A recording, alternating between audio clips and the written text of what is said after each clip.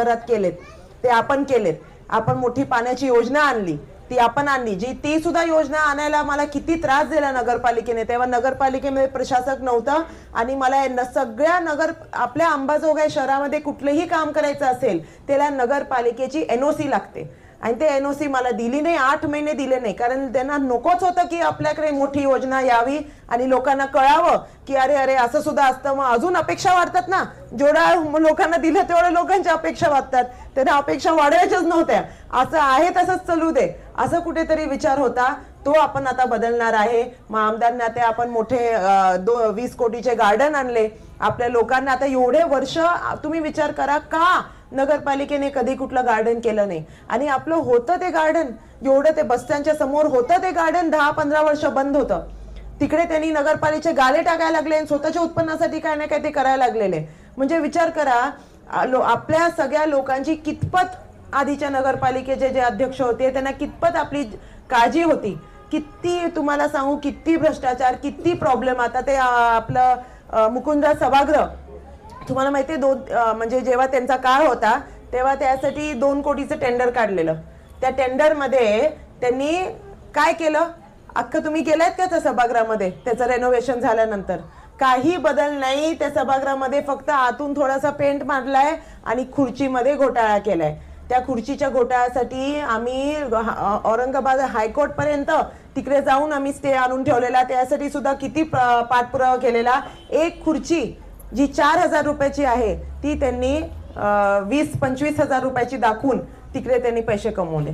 तिकडे त्यांनी 1 कोटीचं, म्हणजे ते होते पैसे 2.5 कोटीचे, त्याच्यामध्ये त्यांनी 1 कोटीचा घोटाळा केला आणि 50,000 म्हणजे ते 50 लाखामध्ये जे असेल ते केलं असेल, मलाही माहित नाही काय. पण हा प्रॉब्लेम जो आता होता तो आपल्याला आता बंद करायचा आहे.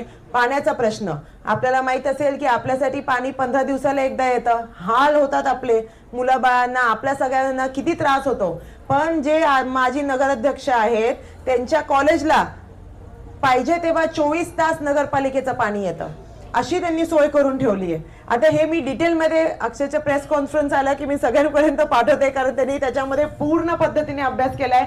पण हे मला सांगायचंय की आता हे दिवस हे बंद करायचे.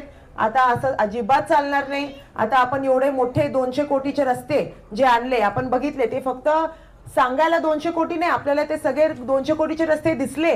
आपण बघा, आपण शहरामध्ये एवढे सुंदर कुठेही जाल गली गलीमध्ये आपण रस्ते केलेत. आता 2 वर्ष झाले ते रस्ते करून, पण त्या रस्त्यांमध्ये खड्डे नाहीयेत, काय ते कॉन्क्रीटचे रस्ते निघून गेले नाहीत. चांगल्या पद्धती क्वालिटीचं आपण काम करून दाखवलं, हे महत्वाचं आहे. अशी कामं आपल्याला नगरपालिकेच्या गल्ली गल्ली आपल्या अंबाजोगाई शहराच्या गल्ली गल्लीमध्ये करायचे आहेत. अशा क्वालिटीचं काम, असं चांगलं काम मी तुम्हाला विनंती करते की काकाजींना संधी द्या. काकाजी आणि अख्खा आमचं पॅनेल जे इकडे बसलेलं आहे, संतोष भैयाचे मिसेस आणि दिग्विजय भैया आणि बरदाईताई, या सर्वांना आपल्याला निवडून द्यायचं आहे. म्हणजे आणि डायरेक्टली वरती काकाजींना सुद्धा निवडून द्या, कारण जर आपण असं केलं तर कुठेतरी आपल्यामध्ये परिवर्तन आपल्या शहरामध्ये घडेल. आणि शहरामध्ये जसं आपल्याला फरक दिसायला लागलाय की नाही, आपले पाहुणे सुद्धा जे येत असतील 100% बोलत असतील, अरे शहर किती चांगलं व्हायला लागलंय, मोठे रस्ते व्हायला लागलेत. तर आपल्याला असंच आपल्या गल्ली गल्लीमध्ये वर्षभरात आपल्याला फरक दिसायला लागेल. वर्षभरात आपल्याला दिसेल की काही ना काहीतरी हालचाल होते, आपण ऍक्टिव्ह झालोय. अरे साध्या गोष्टी, म्हणजे ज्या गोष्टींना पैसे सो लागत नाही ते गोष्टी सो त्यांनी केलेल्या नाही. म्हणजे काय, जरा शिस्त लावणं, घंटागाडी येते तर ते वेळेवर लावलं, त्याला काही टाइम लावणं, हे सुद्धा त्यांनी काही केलेलं नाही. साधे आपलं पाणी येतं महिन्यातून एक दिवसाला येतं, तेव्हा सुद्धा येतं, तर कधी किती वाजता येतं काय माहित नाही. त्याला काय आहे का वेळ, काय किती अवघड आहे वेळ ठरवायला. सोपी गोष्ट आहे. जर एका माणसाला खरंच करायचं असेल तर 2-1 मीटिंग घेऊन त्यांनी ठरवून केलं असतं, पण तेवढं सुद्धा केलं नाही, कारण त्यांना खरंच अक्षरशः चिंताच नव्हती. त्यांना एवढं वर्ष 25-30 वर्ष असं चाललंय, चला असंच चालू द्या, लोक काय म्हणत नाहीत, आपण सुद्धा आपण हे, आणि असंच एवढा वर्ष चाललेलं आहे. आता हे सगळं बंद. मला इकडे तुम्हाला विनंती करायची, आपण ठरवा की हे त्रास हा आपल्याला आज इकडे बंद करायचा आहे।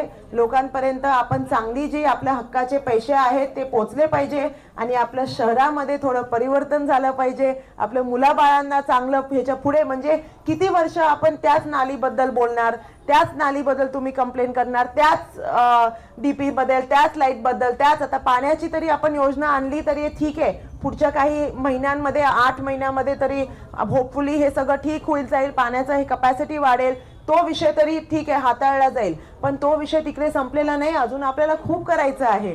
आमदार म्हणून किती वर्ष आता बाहेरून काम करायला लागतंय। आता जसे हे रस्ते आपण आणले, हे रस्ते मी आणले तेव्हा मी अंबाजोगाई नगरपालिका मॅनेजिंग कॉन्ट्रॅक्टर केलं नाही, कारण तुम्ही विचार करा 200 कोटीचे रस्ते जर मी अंबाजोगाई नगरपालिकेच्या हातात दिले असते की तुम्ही करा, तर काय झालं असतं, त्या 200 कोटीचे किती राहिले असते आणि खरंच त्याचे रस्ते किती झाले असते आणि ते खरंच तुला दिसले असते का नाही, हा कुठेतरी विचार करायचा आहे। आम्ही PWD ला इन्व्हॉल्व केलं, कारण आम्हाला माहित होतं की हे असंच होणार आहे, इकडे एवढा वर्ष कसं होत चाललंय आणि PWD च्या मार्फत आपण एवढा क्वालिटी मेंटेन करून एवढे सुंदर रस्ते आता तुम्ही बघत आहात की शहराची शोभा वाढली, असं केलंय। पण आता तुम्ही सांगा किती वर्ष असं करायचं, असं नाही चालणार। आपली अंबाजोगाई नगरपालिका चांगली पाहिजे, ज्याच्याने आपण अजून मोठे गोष्टी करू शकतो। जसं रस्त्या एवढे मोठा निधी आणून बदल घडला की आपला दिसायला लागला, तसं आपल्याला नाल्यांमध्ये अंडरग्राऊंड ड्रेनेज करायचं आहे, आपल्याला हे जे सगळे वायरी आहेत ते अंडरग्राऊंड टाकायचे आहेत। हे सगळं काम छोटं नाही, ह्याला खूप 500-1000 कोटी लागतात, पण ते सगळं करणं शक्य आहे, कारण आता सरकार सुद्धा राज्य सरकार आपलं आहे, केंद्र सरकार आहे, तर आपण निधी आणू शकतो। पण ते काम करणं अंबाजोगाई अगर नगरपालिका सक्षम असलीच तरच ते होणार, नाही तर असंच जसं एवढं वर्ष चालू आहे तसंच चालू राहणार। म्हणून विनंती करते, जास्ती वेळ घेत नाही, त्या दिवशी सुद्धा सविस्तर डोर टू डोर करताना मी सगळ्यांचे विषय बघितलेले आहेत, म्हणजे आपल्या हायमासचे 2-3 विषय होते, वायरचे विषय होते, नालीचे खूप सारे विषय होते, मग रस्ते सुद्धा काय काय झालेत काय काय नाही झाले, आणि जेवढे झालेत ते सुद्धा आपण आमदार ह्याच्या नात्यानेच केलेत, नगरपालिकेने काहीच केलं नाहीये। तर आपल्याला विनंती करते की आपले 3 उमेदवार आहेत, ह्यांना आपण भरघोस मताने निवडून द्या, कारण हे 3 उमेदवार निवडून आले आणि काकाजी आले की मग आपलं कुठलंही काम थांबणार नाही, हे तुम्ही लिहून घ्या। ज्या दिवशी तुम्ही या नगरसेवकांना आपण काम सांगू आणि ते काकाजीपर्यंत काम घेऊन येतील, 2-3 दिवसामध्ये काकाजींचा स्वभाव माहिती आहे, आपण काम करण्याची पद्धत बघितली आहे, एकदम पटकन वेळेवरती। आणि आपले जे कर्मचारी सुद्धा आहेत, किती अंबाजोगाईच्या नगरपालिकेच्या कर्मचाऱ्यांना त्रास आहे, काय कायांना पगार नाही आहे 2-3 महिने, मग वेगळ्या त्यांचे खूप सारे अडचणी आहेत, ते सुद्धा आपल्याला सोयीस्कर चांगल्या पद्धतीने करायचे आहेत। म्हणजे कर्मचारी सुद्धा एवढं वर्षांवर्ष आपल्या शहरासाठी काम करतात, त्यांची सुद्धा काळजी कुठेतरी झाली पाहिजे की नाही।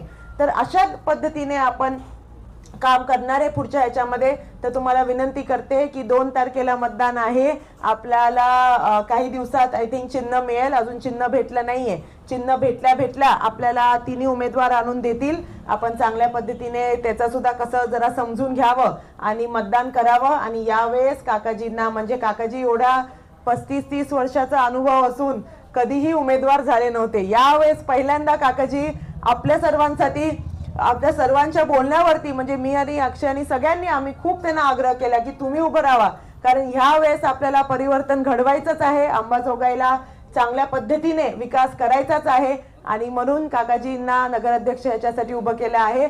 तर आपण विनंती करा की चांगल्या भरघोस मतांनी 3-4ही उमेदवाराला इकडे आपण निवडून आणू, आणि 3 तारखेला 3 डिसेंबर मला आता आपण सगळ्यांनी साजरा केला पाहिजे अंबाजोगाई नगरपालिका परिवर्तन दिन, की त्या दिवशी खरंच 25 वर्षासारखं काही राहणार नाही, सगळं चांगलं, त्या पुढच्या दिवसापासून सगळी चांगली दिवस सुरू होणार आहे आणि चांगल्या पद्धतीने आपण काम करू।